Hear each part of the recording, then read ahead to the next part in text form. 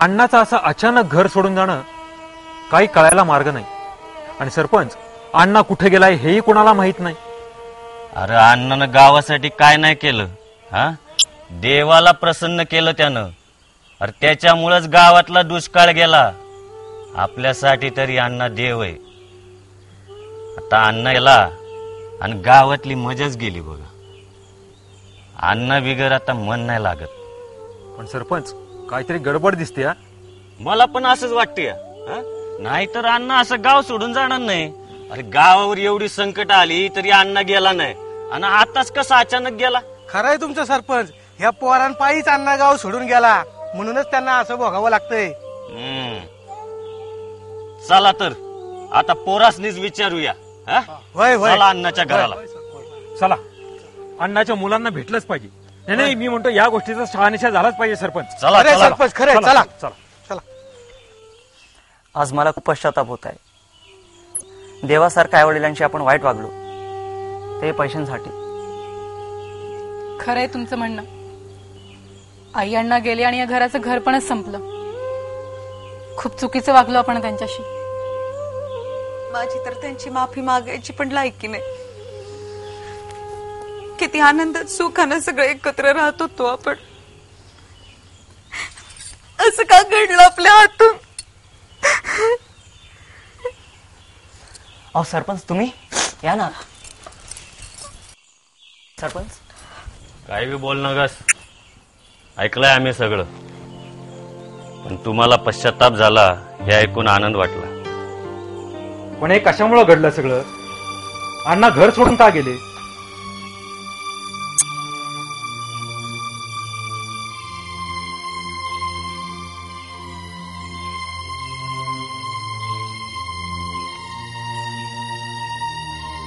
अरे पोरांनो, पैसा पैसा असा कुठं कोणालाही मिळतो का? अरे ज्यांच्या नशिबात असेल त्यांनाच पैसा गावतो. अण्णा देव माणूस होता म्हणून त्याला पैसा गावला. पण आता आम्हाला सगळ्यांना खूप पश्चाताप झालाय. झाला ना पश्चाताप? झाला ना? मग आता अण्णाला शोधून आणूया.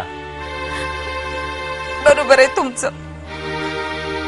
आपण सगळेजण जाऊया, त्यांना शोधून परत घरी घेऊन येऊया.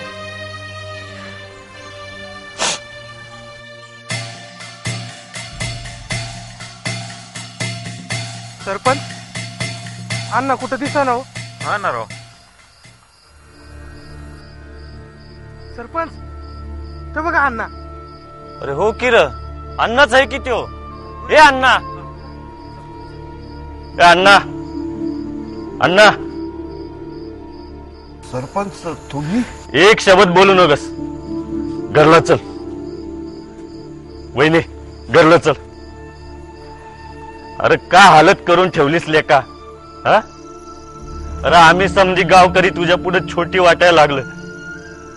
आम्हाला माफ कर. अरे ज्याच्या तपश्चर्येमुळे गावातला दुष्काळ गेला त्यालाच ओळखलं नाही आपण. ए बाबा, चल माफ कर. घर चल. कोणतं घर? कोणाचं घर? नाही नाही, ते घर आमचं नाही. नाही सरपंच, आम्ही दोघ जण इथं आहोत ना. इथं आहोत तेच ठीक आहे. घरी जाऊन आम्ही करू काय सांगा ना. अगदी बरोबर आहे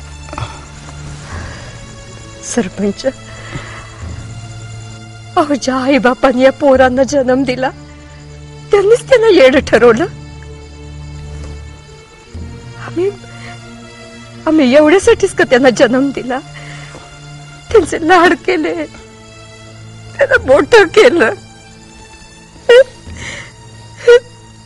एवढ्यासाठीच. हे बघा, ज्या घरात आई बापांचा सन्मान नाही ना, तिथे नाही आम्हाला राहायचं. बरोबर आहे तुझं, बरोबर आहे. आणि कशाला जायचं तिथे? सुनाने परत लाथा बुक्क्याने मारायला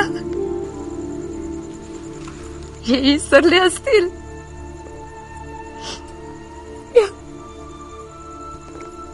नाही विसरायची.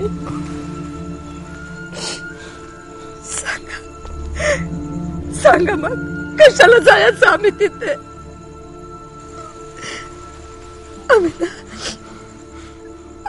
आम्ही आहोत तिथे, ठीक आहोत. जाऊ दे रे अण्णा, जाऊ दे वहिनी. पोरांना माफ करा, त्यांना पश्चाताप झालाय. अरे बघ, कोण आलंय तुम्हाला न्यायला?